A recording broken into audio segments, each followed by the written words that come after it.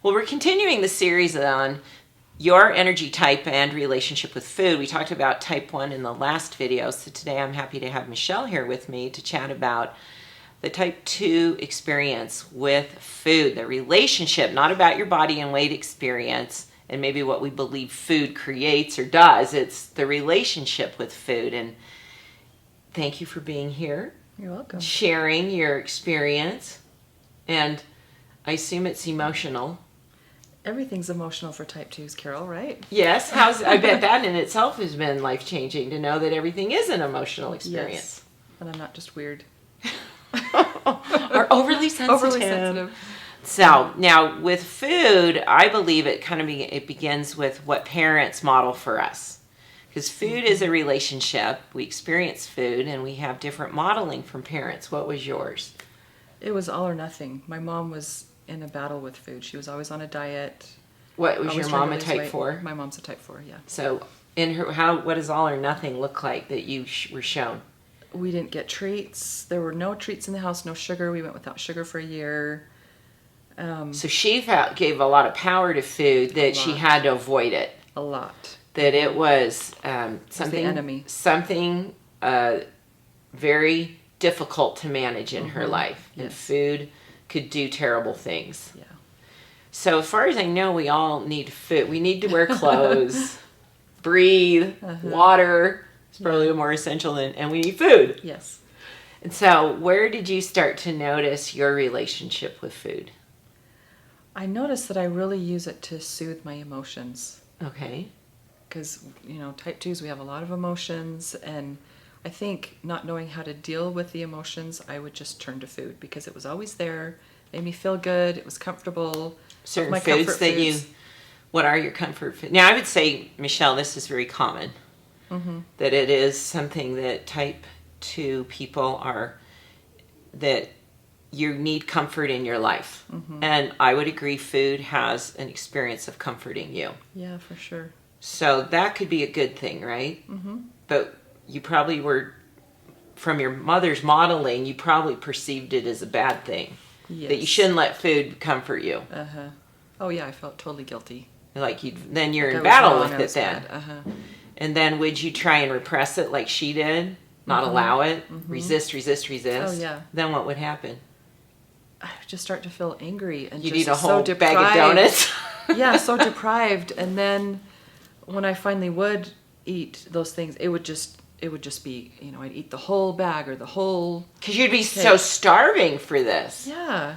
Well, kind of, the hidden message in that, too, is that you shouldn't comfort yourself. That it's not okay to be... That, first of all, you shouldn't... If you don't need to be comforted, that would suggest you're overly sensitive and you just need to toughen up. That's true. See, so that whole thing gets the domino effect in your deeper belief system. Yeah. Shouldn't turn to food to comfort me. Well, then I shouldn't need comfort. So maybe I'm just too sensitive and I'm weak. Yeah. So I know you made a ton of progress in this. So now you've accepted that you require comfort. Yeah, it's okay to comfort myself with food. That's why you wear this. I know. Like your sweater is like, thank you. Your clothes all feel appreciated now. Yeah. And so have you gotten to the place where you can say it's okay that I can experience food as a comfort, creating a value of comfort in my life? Have you accepted that? Yeah, so I don't deprive myself now. I love that. Yeah. This is the takeaway.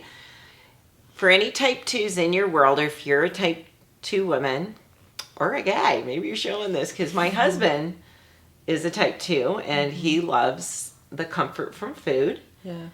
Ice cream. How about is that? Oh, that's one of my favorites. What that else do you chocolate have? Truffles.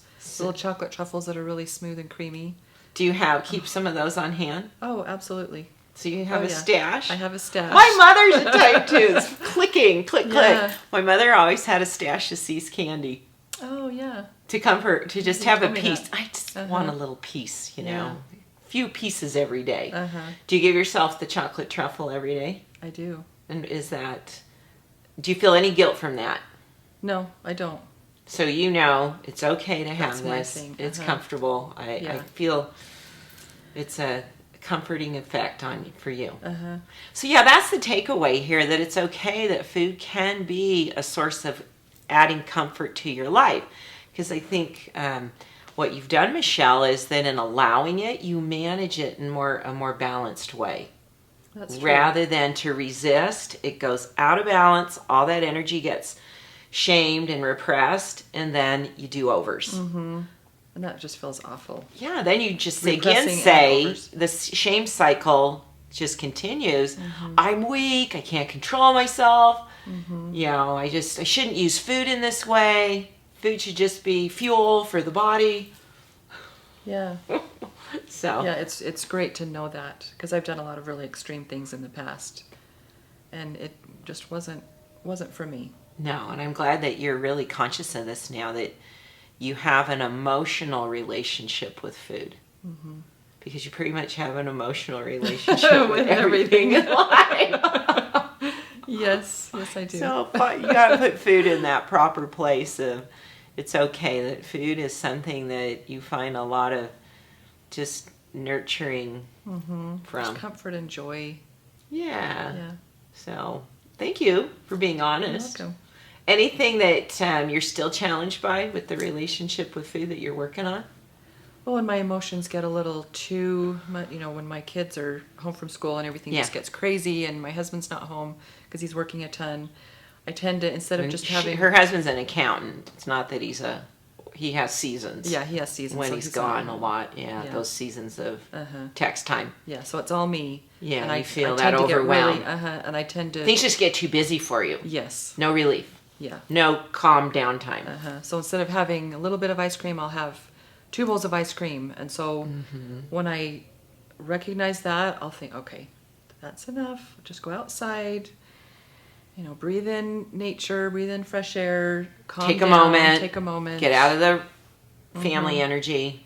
Yeah, and that's been really important. So now you have another choice. Yeah. And that those are times you're more vulnerable when things are going on. Yeah. So, well, I'd say you're handling this quite well.